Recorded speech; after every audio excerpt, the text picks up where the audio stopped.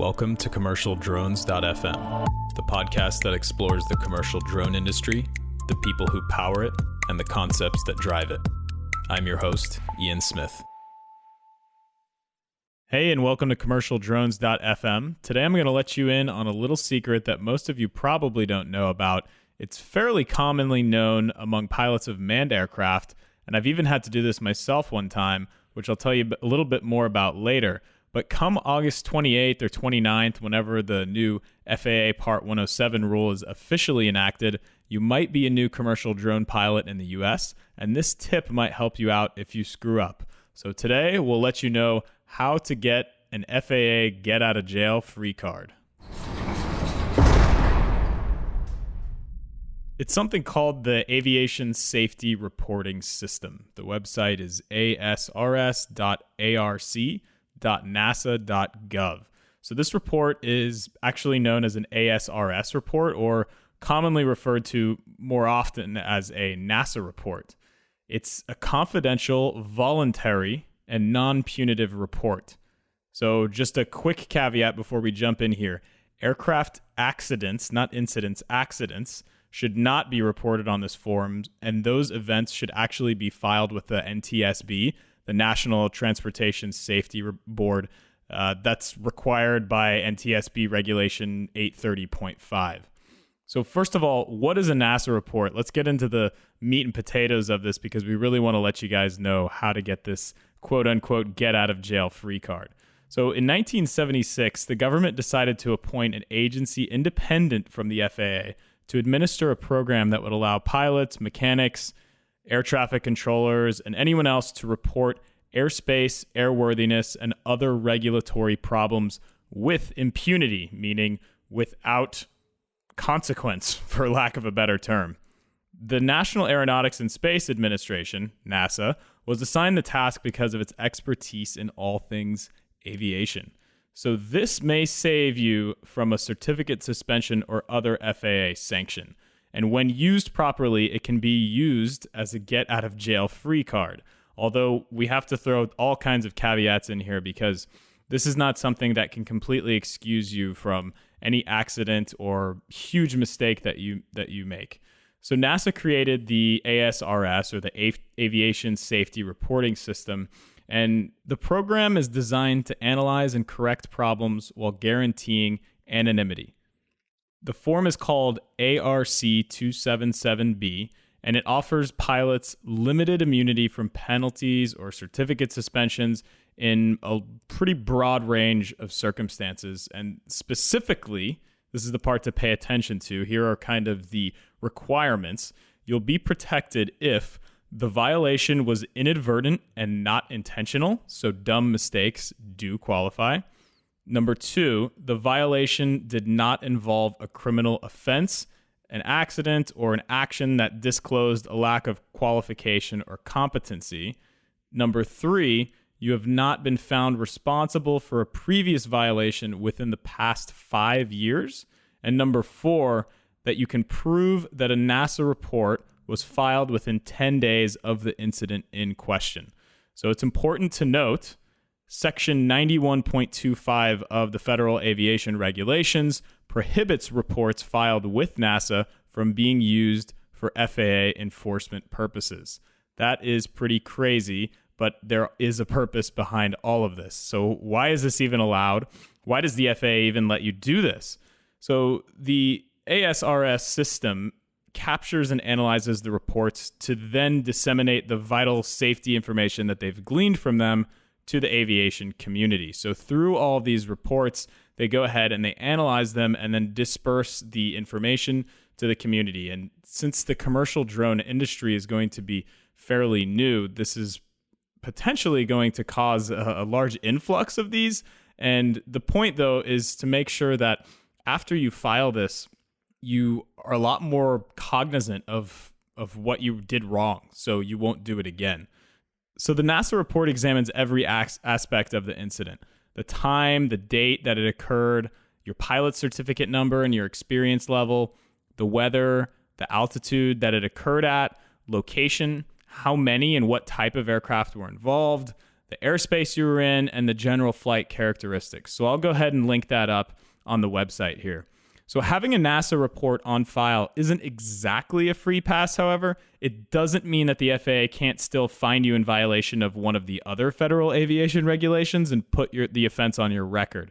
But the report and filing the report simply means that there'll be no direct penalty levied against you, the pilot, or if you're talking about, other scenarios, the mechanic or the flight attendant, if this was an actual, manned aircraft event. So from the FAA's point of view, again, the very process of filing this report is considered like an act of contrition by the pilot. They believe that writing down the circumstances of the violation helps to reinforce the infraction in you, the pilot's mind, making it likely that you will adopt a better attitude about obeying federal aviation regulations and not commit the same mistake a second time. So a little quick tidbit here. Actually, this happens, this occurrence, these NASA reports are filed fairly often. And through some research, I found that the ASRS team is actually based at NASA's Moffett Field, which is just north of San Jose in California. And they receive almost 200 reports every single workday, almost 40,000 per year. And since the inception of the program, it has attracted nearly 500,000 responses. So I expect this to go up drastically. Unfortunately, there is not a lot of knowledge being disseminated through all of the commercial drone operators at this time. And my hope is that with this information, it will allow you to fly safer and also just give you a little bit more confidence in making a mistake. It's okay, but you just have to make sure that you report it properly. And in this way, you can kind of get that get out of jail free card. So some reasons that maybe a commercial drone operator like yourself might file a NASA report could be potential altitude deviations. If you're over 400 feet above ground level, which is going to be the national airspace limitation on the ceiling that you're allowed to operate under. If you encroach on controlled airspace, so if you actually accidentally fly into like a class B, C, or D airspace that's controlled by a tower and you didn't receive prior authorization, then you might want to go ahead and file that NASA report preemptively if anyone found out about it, or if you caused any type of near miss or something like that, which is another type of reason why you might file that NASA report. Another thing, you could be flying over people when you're not authorized to do so, or if you're Amazon, you could be accidentally delivering goods while flying beyond visual line of sight. But in that case, actually, joking aside, that would probably not qualify since they would have knowingly been breaking the regulations. So I mentioned earlier that I had filed a NASA report in the past, so I'll go ahead and give you the scenario. It was when I was flying helicopters. I had just gotten my private license. I was brand new to flying. I was with the chief pilot, who's actually in his late 60s. And there's this saying, and it goes, there are old pilots and there are bold pilots, but there are no old, bold pilots. And this guy actually is the exception to that rule. He was quite the daredevil. He seemed to not give too much weight to the regulations, so we got into a little bit of trouble. So what we were doing at the time was we were doing low-level maritime boat photography from the helicopter, and we were covering a boat race that was approximately 2 miles offshore from Fort Lauderdale, Florida. And there was about 5 helicopters in the pattern over this racetrack that was made in the water. So there was just these buoys placed, and all these super cigarette go-fast boats were just hauling ass around this circle, around this oval track. And there was rescue helicopters, photo and video helicopters as well, just covering this race and making sure that, if anything were to happen, then there would be someone to really quickly help the operators of those boats. So unbeknownst to us, there was actually a pre-flight briefing prior to operating that day where a custom radio frequency and procedures were outlined to all the helicopter pilots and anyone in aviation. So when we came up to this, spot, we kind of identified it. We didn't know about it beforehand. And so we saw that there was this really cool looking race and we were going to take these pictures. So ATC, air traffic control, let us right into the pattern. We asked them if we could go ahead and go in. It wasn't really in the, over the airport. It was, a few miles over the water. So they probably shouldn't have let us in. I'm assuming that the person that was speaking with us wasn't aware exactly of the procedures that were outlined before all those helicopters got in that tight little area and were flying around. So we went ahead and we buzzed around. We took our photos. We were dodging the other helicopters, flying really low. I'll never forget how loud those things were. I could actually hear their engines roaring through the mic around my mouth that usually I talk into on my headset. And when you're in the helicopter, it's pretty loud, but you still don't pick up the sound of the rotor blades or the engine sitting right behind you. And so hearing the sound of those boats coming through my mic, picking it up, was pretty incredible. But after around 15 minutes of this, a helicopter pulled alongside us, and the rescue swimmer that was a passenger on the helicopter, kind of hanging out the side, started gesturing to us. We had no idea what he was saying.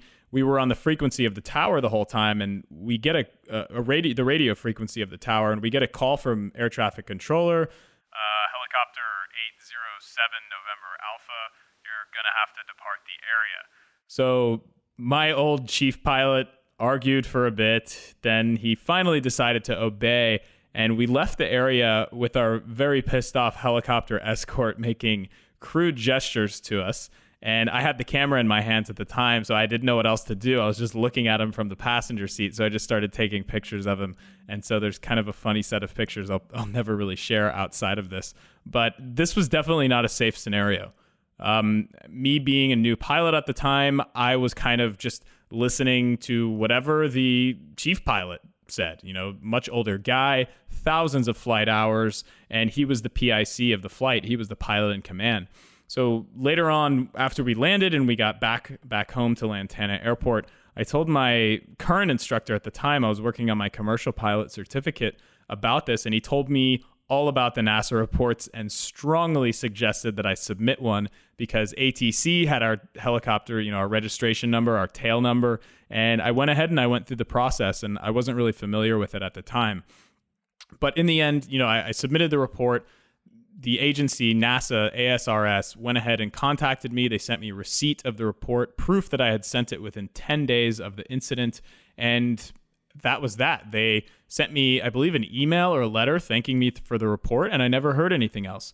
So if they have any other questions and this ever happens to you, you can do the same thing, and they'll, get any relevant background information from you as well. So in summary, you can get a get-out-of-jail-free card, quote unquote, from the FAA.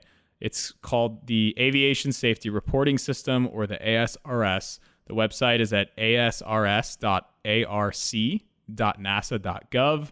It's commonly referred to, again, as a NASA report, and it's confidential, voluntary, and non-punitive. Once again, I must advise that aircraft accidents should not be reported on this form. If you run into something and it's more than $500 worth of damage, which Part 107 is going to have to require you to report to the FAA, or for any other reason, that doesn't comply with Part 107, just totally ignore this. This is more of a kind of preventative measure that you can take if you think you screwed up and if you're responsible. So there you have it. So please always fly safe.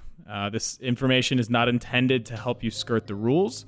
It's just a friendly tip from me to you on what to do if you accidentally screw up. So please let me know if you have any questions. Shoot me a message on the commercialdrones.fm Twitter handle, which is @dronespodcast. And lastly, please leave us a rating and a review if you like the show on iTunes or Google Play or whatever you use to listen to this podcast. It really helps a ton in these early stages. So always remember to fly safe. I'll be in touch. Keep an eye out for the next show. Let me know if you have any questions again. And until next time, cheers.